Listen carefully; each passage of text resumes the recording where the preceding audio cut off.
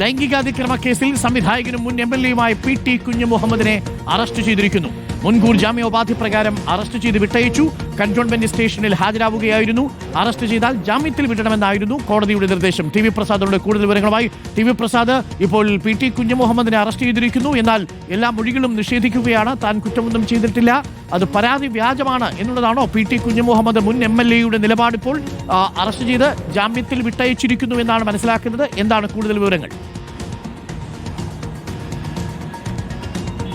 അരുൺ, മുൻകൂർ ജാമ്യം കിട്ടിയിരുന്നു PT കുഞ്ഞുമുഹമ്മദിന്. നമുക്കറിയാവുന്നതുപോലെ പോലീസ് മുൻകൂർ ജാമ്യാപേക്ഷയിൽ തീരുമാനമാകുന്നതുവരെ PT കുഞ്ഞുമുഹമ്മദിനെ ചോദ്യം ചെയ്തുമില്ല എന്ന വിവരവും നമുക്കറിയാവുന്നതാണ്. ഹോട്ടലിൽ വെച്ചുണ്ടായിരുന്ന മോശം അനുഭവം, ആ മോശം അനുഭവം CCTV ഉൾപ്പെടെയുള്ള തെളിവുകളുടെ ഒരു സാഹചര്യം പോലീസ് അന്ന് പരിശോധിച്ചിരുന്നു. അപ്പോൾ സ്ത്രീയുടെ യുവസംവിധായകയുടെ പരാതിയിൽ കഴമ്പുണ്ട് എന്ന നിഗമനം തന്നെയായിരുന്നു പോലീസിന് തുടക്കം മുതൽ ഉണ്ടായിരുന്നത്. FIR രജിസ്റ്റർ ചെയ്യുകയും പിന്നീട് PT കുഞ്ഞുമുഹമ്മദ് മുൻകൂർ ജാമ്യാപേക്ഷയുമായി കോടതിയെ സമീപിക്കുകയുമായിരുന്നു.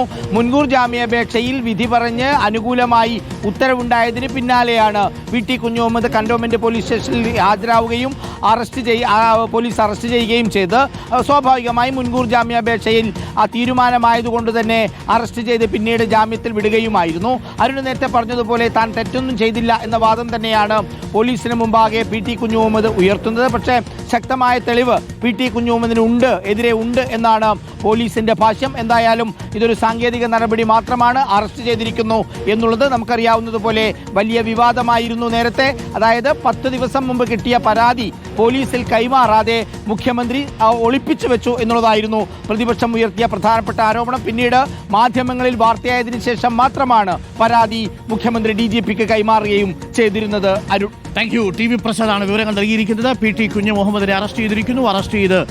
അറസ്റ്റ് രേഖപ്പെടുത്തി വിട്ടയച്ചിരിക്കുകയാണ്. മുൻകൂർ ജാമ്യമുണ്ട് PT കുഞ്ഞുമുഹമ്മദ് മുൻ MLA-ക്ക്.